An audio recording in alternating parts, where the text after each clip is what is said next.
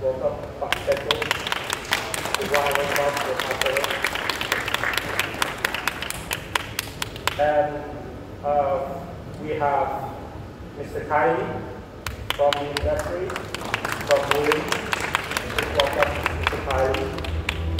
And we have Alex from PCG, also an expert in electric vehicle. And online we have Dr. Ali from Bloomberg New Energy Finance. I hope you're there.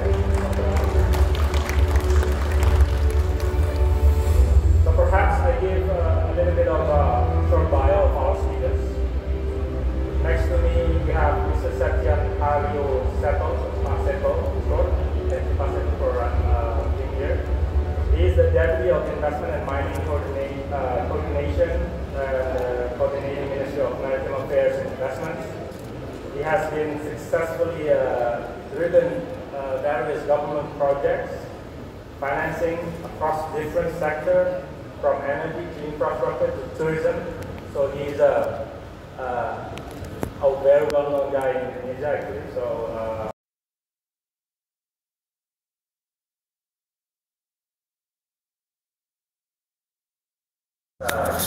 Mr. Kylie, or Mr. Jan Kylie, is the CFO of Woolly Motors Indonesia. So Mr. Kylie has served as the CFO of TPL Indonesia since May 2022. Mr. Kylie began his career at General Motors in China and has since taken a cross-functional and leading second assignments in site and in China and Global in the USA. Supporting clinical program execution and management financial planning and analysis for international markets through COVID.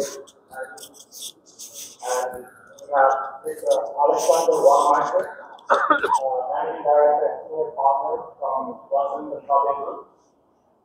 So he has worked for a large number of automotive clients globally, including clients in China, Korea, Russia, North America, Europe, and Europe.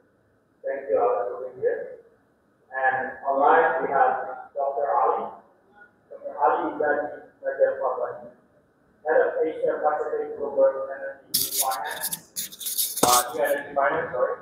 He manages Bloomberg Energy teams across Asia Pacific, focusing on the region's economies to a cleaner, more and more competitive future.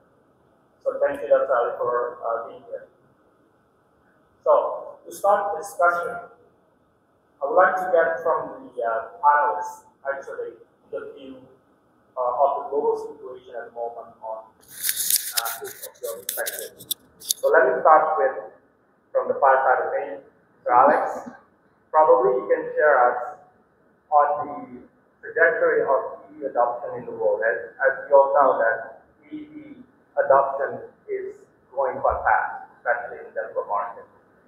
And it's now about 8.3% of the global car sales in 2021. So what is your view on the rise of EV? What are the main challenges also on EV adoption right now? So, I mean, first of all, in terms of trajectory on a global market, right?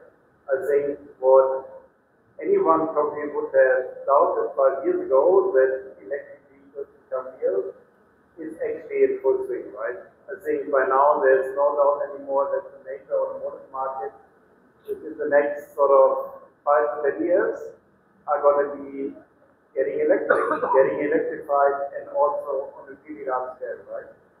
You see some markets already progressing. A lot of EVs in China, increasing sales in Europe. US has sort of put a stick in the ground with the Inflation Reduction Act, which has a lot to do with EV investments. So there certainly is a very fast trajectory. If I then try to pull up the slide, you can go to the market overview.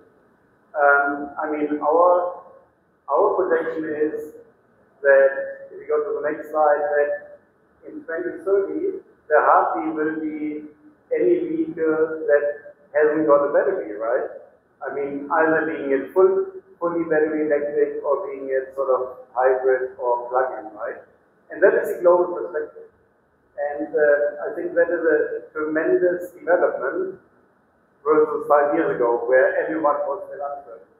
So now the question is, what led to those projections we currently see on the market? And I think there are some distinct events, right? First of all, I think when in autumn 2019, the European Union put down the European Green Deal, that was a kickstart that was clear for all the European producers that they will need to shift, they will need to rethink their portfolio, and they will need to promote extensively the rise of electric vehicles, right? I mean, the US followed with the, as said, Inflation Reduction Act, and then I think in China, we always, or even before Europe, had a strong movement towards electric vehicles, because for the local Chinese automotive industry, that was sort of a huge opportunity to get more and even stronger local companies where they don't need to depend on Western partners on the IC technology, right? And since then, right, over the last years, you've seen announcements of not only commitments of OEMs to electric vehicles, to redesigning product portfolios, but I think by now everyone has more or less announced the exit from ICE. And exit from ICE means not only there is a distinct end in 2028, 2030, whenever, but it means they stop developing on ICE. Because it's also far too expensive to push both technology at the same time. So we have regulatory sort of conditions that make the move. We have companies acting towards building up EV muscle, as I would call it. And then secondly, consumers, with a consumer sentiment that is sort of heavily going towards more sustainability, more sort of higher environmental conscious, also turning electric, right? Yet, I would say the ambition is clear, but practically there are of course many, many challenges. If we go to the next slide, if you look one further, these are the most prominent comments from the customer survey. People sort of trying to buy EVs, right? And I think many of you here in the room or online, you will recognize those questions, right? If I have an EV, where do I start? Do I have a charging station, right? What about the battery? What is the residual value, right? So there's still, because it's a complete change of technology, there's still many questions in the mind of the consumers, right? And even, and that's very interesting, if we did customer surveys like a couple of years back, people would, on the question on would you like to have an EV, they would always say, yes, that's a great idea, I would love to have an EV. And then if you then go one further and say, why don't you buy one? They said, oh no, it's still too difficult for me, there's so many risks, I'm not sure, and so on. So I think the biggest challenge is, how do we make and design an ecosystem that the usage of an EV becomes actually comfortable, and as comfortable as using an ICE vehicle, apart from the TCO discussion. With TCO, we will get there over time, but I think the usability is still probably the biggest challenge. We'll see some more sort of details on different elements later, but that is, I think, the task which every company in the EV space is working on at the moment. So if you can give a suggestion, this is a chicken and egg situation we have, right? But where do you think is the best way to start to have an EV transition from this hurdles that we have? What is the first thing that we need to tackle in order for us to really convince that we can go forward? I mean, if I look what's there on the market, right? Supply of EVs is more or less there, will improve over time, right? Infrastructure is a key issue. That needs to happen because the level of comfort of using the EV is pretty much determined by the infrastructure, supporting infrastructure, right? And then secondly, I would say in the end, and again, it's a chicken and egg, right? If you don't have infrastructure, consumers will not buy it, will not use it in the end. And I think I would very much vote for, we need to work on creating customer demand. the demand needs to come from the customer because you will not be able to force someone on a distinct vehicle, a distinct technology. And in order to create demand, there are many different factors that you can put in place, which is working on the ecosystem. Infrastructure is one element, as such, but then there are other elements like preferential access for EVs to sort of create an appetite for people to take. Financing is a huge topic, so many different elements will fall into that category in order to sort of move first. Yeah. Okay. So battery is not an issue at the moment, you think? I mean, battery, I think you have on top of mind of all the OEMs, right? Is the key question, how do we ensure we have enough batteries to fill our production of vehicles, right? And here we have discussions about access to raw materials. I mean, Indonesia is going to play a key role in the nickel supply going forward. We see a lot of partnerships being formed across with OEMs, with battery producers, but even sort of OEMs trying to get a stake in the upstream, even in the mining. So I think that there's a lot of investment going into. I don't think it's a limitation, but there's still a lot of work to be done. Okay. So, continue from that. Probably we can go to Dr. Ali, especially on the EV technology, because battery is the biggest cost in EV. It's about 30 to 40% of the overall cost of the EV. Perhaps, Dr. Ali, can you share with us what is the current situation in the global market on battery technology? Because for the battery, for EV to work, it actually has to be more effective and more efficient, i.e. it has to take more mileage, more storage, but also it has to cost less. So what is your view on this? At the current moment, are we there yet, or there's still some progression that we need to do in order to be able to transition from ICE to EV? Thank you very much. So in terms of technology, the technology is definitely already there. We've seen electric vehicle deployments from really cold climates, such as Norway, which has the highest penetration rate, to places that are very arid, in the places in the US, like Arizona or Australia. The challenge with batteries right now is primarily around technology cost, as well as the supply chain and how it's moved to. What we've seen, as Alex explained very well, is demand increases around the globe. Last year, for the first time, possibly retailers globally. But also, we're seeing demand for electric two-wheelers or buses, and the riders to be rare. We're seeing them in the car club, buses, startup coming out in India, Alba, as well as the companies also launching models. On the EV battery value chain, we have seen increased manufacturing capacity to sell. Where do you see the challenge for the midstream and upstream? The result of that is as demand for EV batteries grows, for the first time last year, we saw EV battery prices increase by 7%.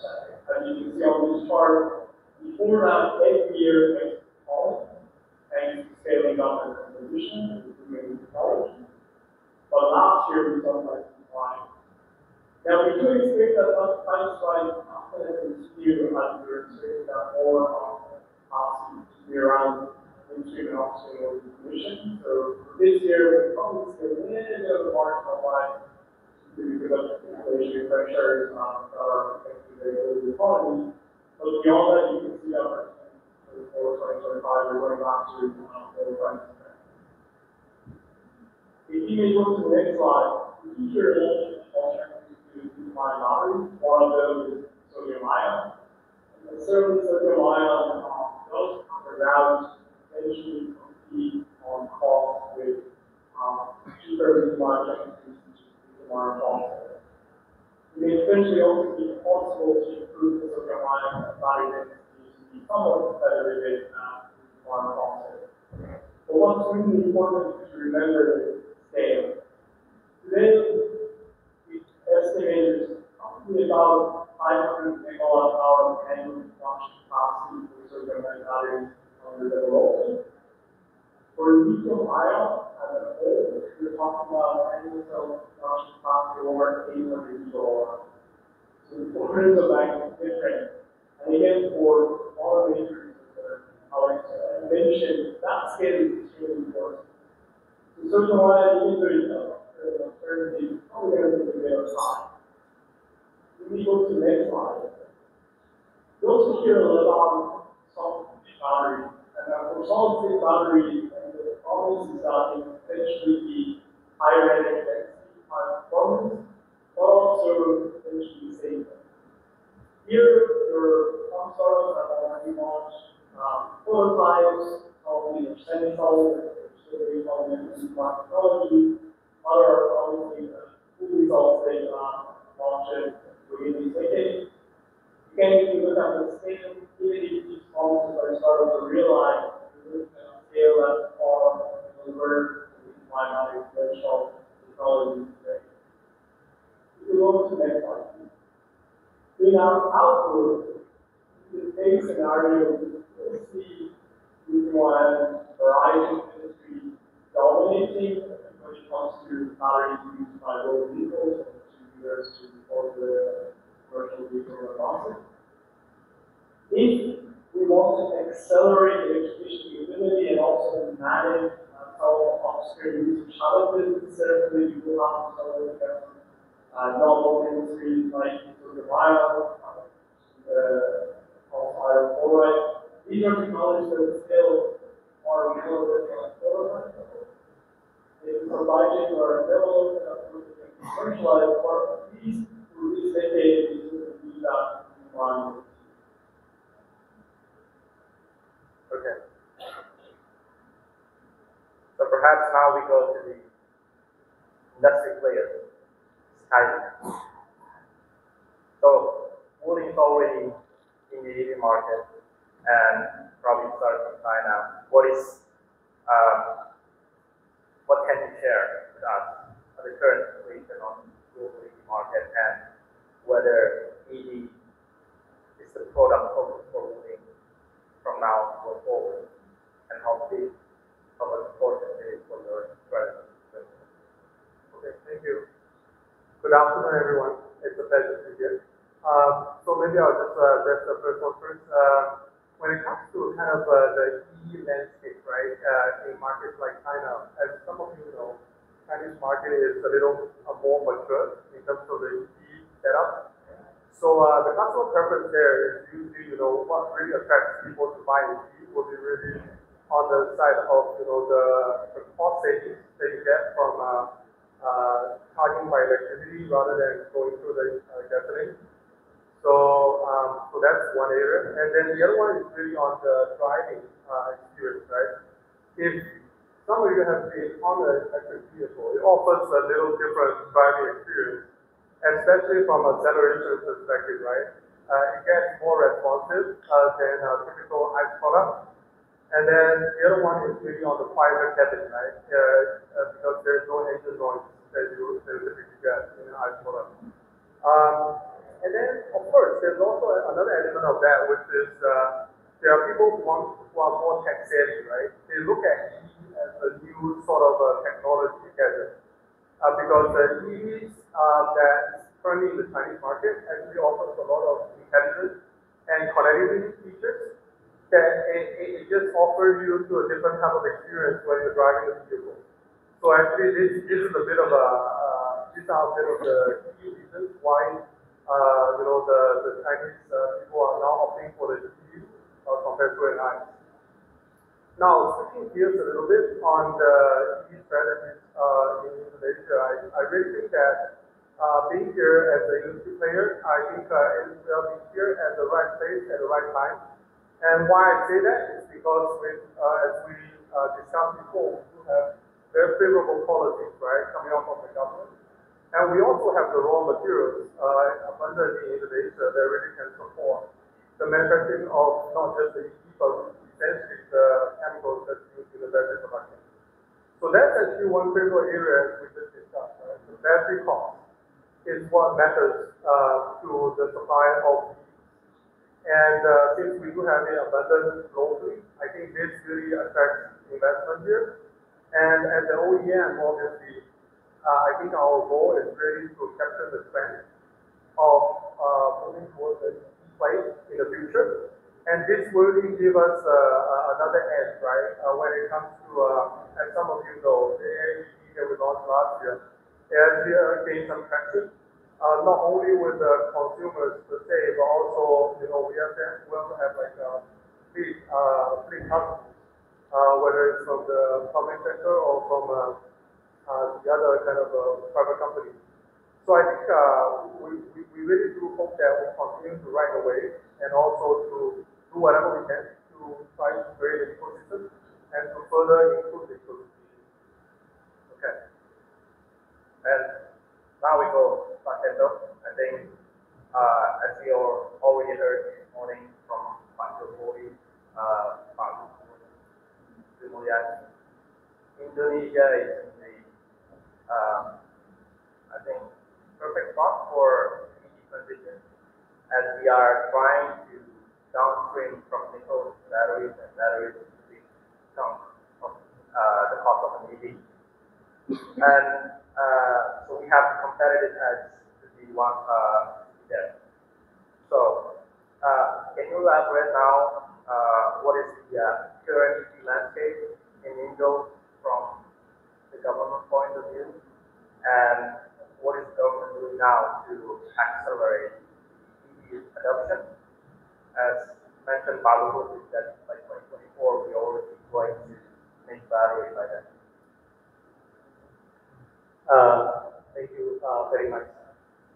So I think it's very important, as Pak Hul already mentioned. Can you pull my slide here? Showing my slide. So we always think this EV is a part of our ecosystem. This is very important. Why? Because if we build this ecosystem, then we can think about how we can improve the competitiveness. As you all well aware that we have nickel, we have cobalt, we have aluminum, we have copper. The only thing that we don't have is actually lithium. That's why I think Pak mentioned we went to Africa to actually search for this lithium mine. So if you see this is an ecosystem, we can set up the supply chain so that we can optimize the cost. For example, we are under the discussion that we have with two biggest battery company in the world, in Indonesia. The price on the cell level actually we are targeting around $90 per kilowatt hour. On the NCM high grade battery, 90% nickel content. So it's a very high density battery, but the price, I think, we manage the target is we want to be below $100. So how we are doing that is we actually develop this package. For example, if you want to build the refinery, if you want to build the precursor, if you want to even build until the carbon, you can build the industrial estate closer to the nickel mine. So that the transportation, the logistics and everything is very efficient about that. So we are looking with this developing supply chain to gain more efficiency in terms of the processing of the raw materials. So I think that's very important. The second one is we understand that we need to have green energy on our system. And hydro, I think this is very important because with hydro, we are not only getting lower carbon emission, but also the price is very competitive. The price is very competitive. So the hydro power plant that we are planning to build in the North Kalimantan, it will be completed by 2030. We are targeting the price between 6 point something until 8 point something cents per kilowatt hour. So even if you want to compete with coal, the natural gas, I think it's still very competitive. And what you get is also very low carbon emission. So that the product that we develop is actually have a green product, but the price is also very competitive. So I think this is very important. The second one, we understand the supply chain that we cannot export the cell and the battery pack.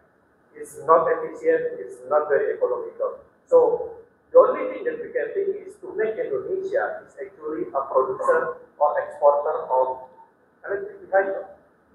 So the battery cell and battery pack has to be built closer to the manufacturing, the auto manufacturing facility. That's why the first battery production facility currently built by LG and Hyundai, I think it will be completed by end of 2020 this year. It's about 10 gigawatt hour. It builds closer to the automotive manufacturing facility. So the target is we build this supply chain, optimize our raw materials, process it into a value-added product, making it as electric vehicle, and not only targeting the domestic market. Because we confident that the product is very competitive, then we can export this one. Remember that ASEAN, at least this region, have free trade agreement. Which means that if we export the CPU to Thailand, to Malaysia, to Vietnam, it will be zero tax. So, at this opportunity, if we lose to Thailand, which is, I think, on current ICD, we are able to lose to Thailand in terms of the production capacity, then that's it. We will be the market of the Thailand. That's what will happen. What is going to happen? That's why the government is working very hard to actually incentivize the EV industry. So we think about how we can produce a similar incentive with the IRA, the consumer tax credit in the US, $7,500. So in here, I think for the motorcycle, the government already decided it's will be 7 million rupiah per motorcycle, EV motorcycle. For the convention, I think the number would be much lower. And for the EV, we are doing the benchmark now. Compare it with Thailand, compare it with the Vietnam, and how they incentivize the industry. So I guess we have Woody and Hyundai. We are under discussion with 3 others automakers in Indonesia. So hopefully, I think we can gain more traction. Right. So interesting that you said that the battery cost that you expect to produce your meters will cost less than $100 per kilowatt hour. So that would be an interesting price point for manufacturers probably to come to Indonesia because of the lower cost battery. So probably in the next part we're going to go straight to Indonesian market. Having discussed this with Marcelo, I think probably we can start with Pak Haidi. What is your view on the Indonesian market? What makes you want to be there on the market, especially in Indonesia? So I think from an Indonesian market standpoint, we see that it's still developing. And then really from a EV adoption standpoint, I think there's a lot of room to grow, given all the policies that we have put in place, whether it's those tax subsidies or whether it's new purchase incentives that will probably get into place this year, right? So I think from a manufacturing standpoint, I think we do have the capacity to roll out more EV products and serving the needs of the Indonesian customers. We are starting off with the AEV, and maybe just a little more background on that. Actually, that's based off of a global small EV platform, so it's actually a very dedicated EV platform, and that's where I think we can get some synergies with more electric vehicle entries coming off that platform. And then the other thing is really that it has already accumulated sales over 1 million units globally. So this is where we really want to make sure that our product reliability and product safety is meeting the local requirements and making sure for those customers who are about to jump onto this EV bandwagon, we have the right product in place that's easy to drive, easy to charge. And obviously, I think speaking of charging, I think there's more room to grow in that space because usually, you get into the EV space, I think you tend to worry about this range, right? Yeah. So I think this is where I think there's more work with the upstream and downstream players and all the partners that we can find right in the domestic market, where we can form some partnerships or with the government support. We really need to build out this infrastructure and really help to foster adoption of EVs in the city.